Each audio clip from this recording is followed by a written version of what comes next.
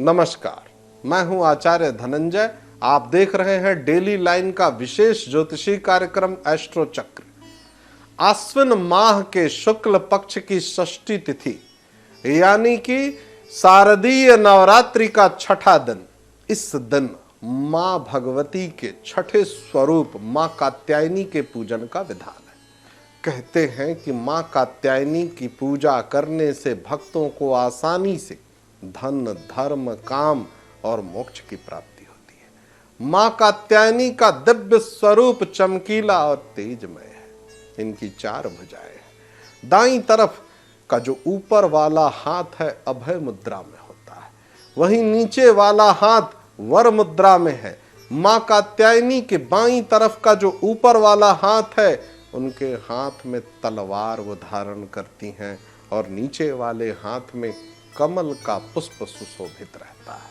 उनके ध्यान की यही मुद्रा है और धार्मिक मान्यता के अनुसार जो भी जातक देवी भगवती मां कात्यायनी के पूजन में संपूर्ण रूप से श्रद्धा भक्ति भाव से उनका पूजन करता है, उसको परम पद की प्राप्ति होती है।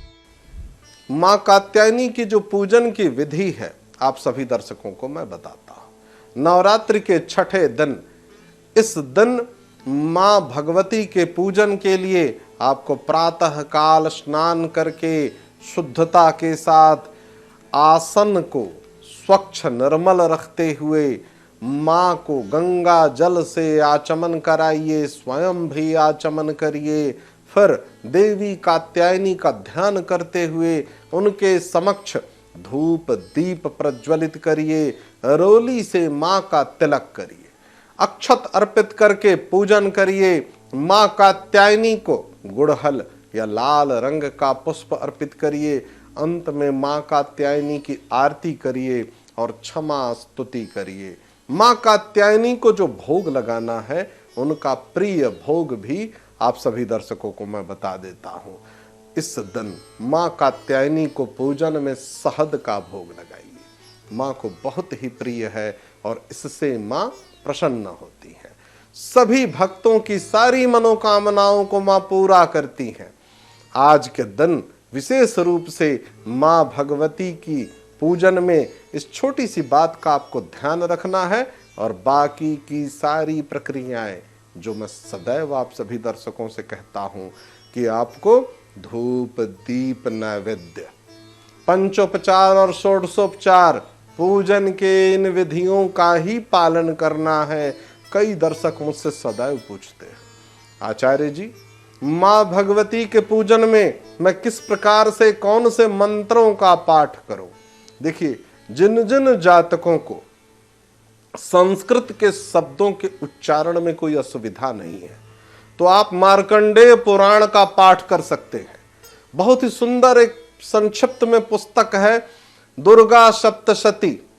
इस ग्रंथ में जो मंत्र है, अथ सप्त श्लोकी से लेकर के कवच कीलक अर्गला या अध्याय के अनुसार आप संपूर्ण पाठ विधि विधान के अनुसार कर सकते हैं।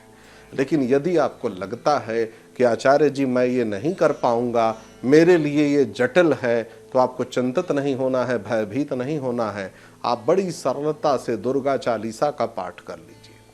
इसके अलावा जो सरल से मंत्र हैं, जो मैं सदैव आप सभी दर्शकों से कहता हूं, या देवी सर्वभूतेषु शक्ति रूपेण संस्थिता नमस्तस्यै नमस्तस्यै नमस्तस्यै नमो नमः।